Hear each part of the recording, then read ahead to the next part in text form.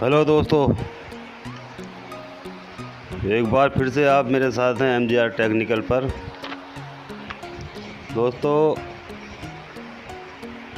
आज हमारे पास है एक उषा सीलिंग फ़ैन। आप देख सकते हैं ये उषा कंपनी का सीलिंग फ़ैन है जो कि बॉडी पर बिल्कुल साफ साफ दिखाई दे रहा है। और दोस्तों, ये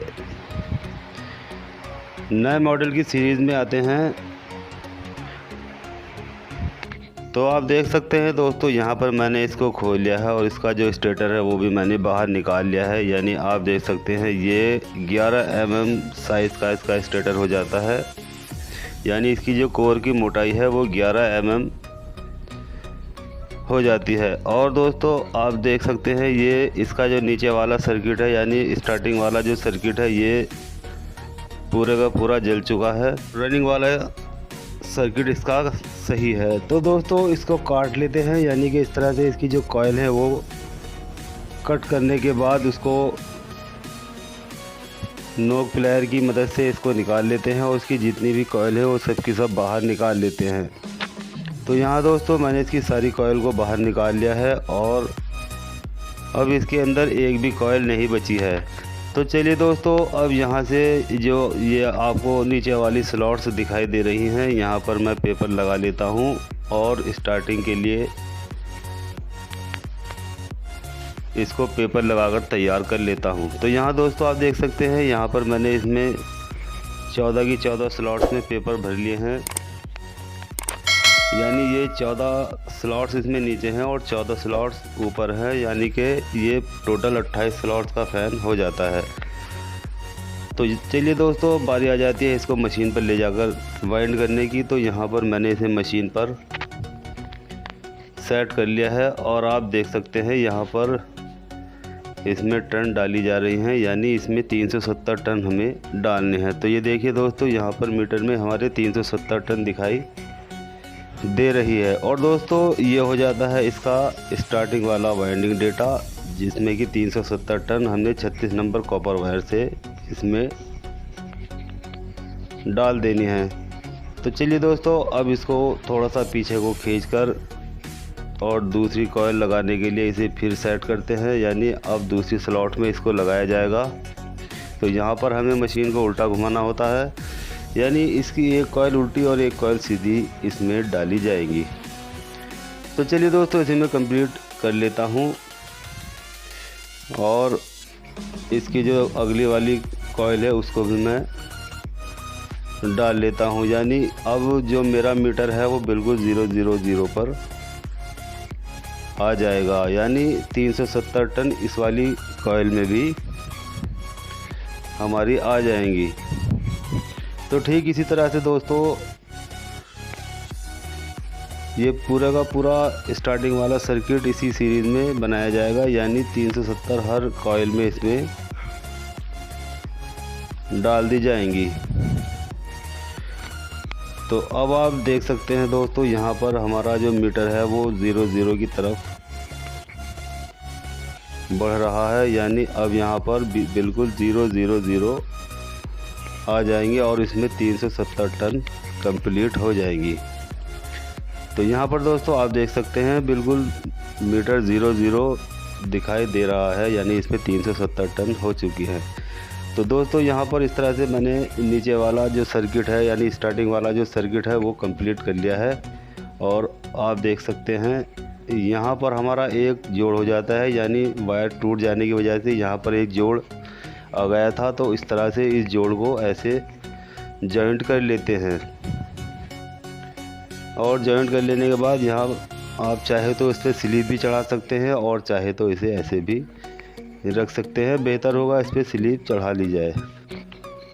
तो अब दोस्तों, हमने जैसे कि इसमें पहले पेपर लगा लिया था और उसके बाद कॉइल डाली थी, तो वहाँ पर पेपर लगा हुआ है। अब ठीक इसी तरह से इसको यहाँ पर पेपर लगाने के लिए कुछ इस तरह से पेपर के टुकड़े हमें फोल्ड करने होते हैं और यहाँ पर इस तरह से इसको लगा लेते हैं। तो चलिए, मैं इसको जितने पेपर हैं वो सब के सब इसमें लगा लेता हूँ। यानी 14 के 14 पेपर लगा लेता हूँ।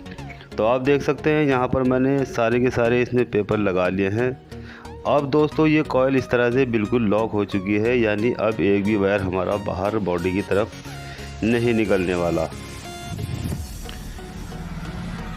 तो ठीक इसी तरह से दोस्तों अब यहाँ पूरे पेपर डालने के बाद ये आप देख सकते हैं यहाँ पर जो पहला और आखिरी सिरा है, यानी जो हमने सबसे फर्स्ट वाली कॉइल डाली थी और उसके बाद जो सबसे एंड वाली कॉइल हमने डाली थी, उसके जो बीच में ये जगह होती है, यानी ये फर्स्ट वाली कॉइल है और ये एंड वाली, तो इसके जो बीच में आपको जगह दिखाई दे रही है, यहाँ पर हमें इस तरह से एक पेपर को फोल्ड करने के बाद यहाँ इनके बीच में लगा लेना होता है, ताकि कॉइल एक दूसरे से गर्म होने के बाद शॉर्ट ना हो सके। और अगर कॉइल शॉर्ट हो जाती है तो दोस्तों यहाँ पर हमारी बल्ब, जो सीरीज़ वाला बल्ब होता है, वो बहुत ज़्यादा तेज़ ग्लो करता है, जिसकी वजह से सीरीज़ बनना बंद हो जाती है और कॉइल मैग्नेट नहीं बनाती और फैन चलना बंद हो जाता है। तो इसलिए यहाँ पर पेपर लगा लेना ज़रूरी है। दोस्तों अब बारी आ जाती है रनिंग वाला सर्किट बना लेने की। तो यहाँ पर आप देख सकते हैं मैंने इसमें जो इसकी रनिंग वाली स्लॉट्स हैं उनमें भी पेपर लगा लिया है। और अब पेपर लगा लेने के बाद मैं इसको ले चलता हूँ मशीन पर और उसके बाद इसको रिवाइंड करना शुरू कर देता हूँ। आप देख सकते हैं ये जो छेद आपको दिखाई दे रहा है, यहीं से हमें पहला वाला कॉइल का सिरा डालना होता है। तो चलिए दोस्तों अब इसकी रनिंग वाली सीरीज़ को भी हम बना लेते हैं। तो यहाँ आप देख सकते हैं इसका जो रनिंग वाला सर्किट है वो भी मैंने कंप्लीट कर लिया है और ये हो जाती है इसकी वाइंडिंग डेटा, यानी 400 टन मैंने इसमें 36 नंबर कॉपर वायर से डाल दी हैं। तो इस तरह से दोस्तों ये हमारा रनिंग वाला सर्किट भी कंप्लीट हो जाता है। और ये जो आप पेपर देख रहे हैं, इस पेपर को भी लगा लेना ज़रूरी है, क्योंकि यहाँ पर जो ये स्लिप, रनिंग वाली जो स्लिप दिखाई दे रही है, ये कभी कभी शॉर्ट हो जाती हैं और जिसकी वजह से शॉर्ट होने के बाद ये स्टार्टिंग वाली कॉइल के ऊपर को जाती हैं और उस कॉइल को भी नुकसान पहुंचा देती है। तो ये देख सकते हैं यहाँ पर मैंने दोनों बैरिंग भी इसके बदल लिए हैं, क्योंकि इसके बैरिंग भी ख़राब थे, इसलिए इसके दोनों बैरिंग को भी मैंने बदल लिया है। दोस्तों वार्निश लगाने के बाद इसको सुखा लेते हैं और सुखा लेने के बाद अब बारी आ जाती है इसको बॉडी में फिट कर लेने की। तो चलिए मोटर हमारा सूख चुका है और अब इसको बॉडी के अंदर फिट कर लेते हैं। तो ये देखिए ये दोस्तों, ये इसका रिंग हो जाता है और किसी तरह से अगर रिंग आपका उल्टा लग जाता है तो इसका सेंटर नहीं मिल पाता और जिसकी वजह से फैन गर्म होने का ख़तरा बढ़ जाता है। तो इसलिए बेहतर होगा आप इसका सेंटर भी देखें और रिंग को निकालने के बाद जहाँ पर इसका सेंटर सही बैठ रहा है वहीं पर इसको पलट कर रख दीजिए। और उसके बाद आप देख सकते हैं ये हो जाता है इसका ऊपर का कैप। तो इसको भी ऊपर से लगा सकते हैं, यानी इसके जो वायर हैं ये इस होल के अंदर से निकालने के बाद इसको इस तरह से रख लेते हैं। यानी अब जो आप नीचे वाला और ऊपर वाला होल देख रहे हैं, इसको एक लाइन में कर लेंगे और उसके बाद इसको अच्छे से सेटिंग इसके बैठा लेंगे।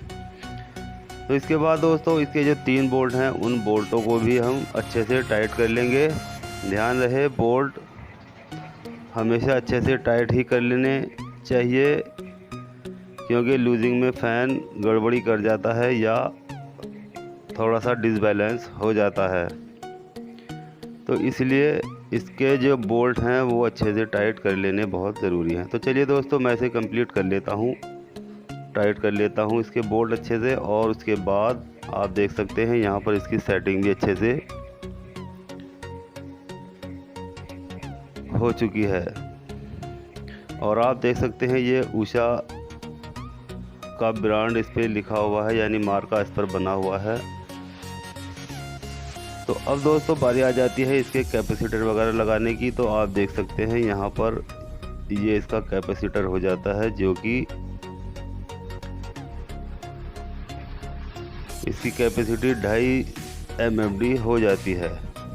यहाँ पर दोस्तों 2.5 MFD का ही इसमें कैपेसिटर लगाया जाएगा, इससे ज़्यादा कैपेसिटी का कैपेसिटर इसमें नहीं लगाया जाएगा। तो चलिए दोस्तों अब इसको अच्छे से जो इसका कैपेसिटर कैप है उसको भी इसकी जो शाफ्ट है उसके अंदर लगा लेते हैं और जो इसमें एक बोल्ट होता है उसको भी इसमें लगा लेते हैं। अब बारी आ जाती है इसके कनेक्शन समझ लेने की। तो दोस्तों यहाँ पर आप रेड और येलो कलर के इसके अंदर 2 सर्किट दिए गए हैं, यानी एक रेड कलर का और एक येलो कलर का। यानी रेड कलर का हमने रनिंग बनाई है और येलो कलर से स्टार्टिंग बनाई है।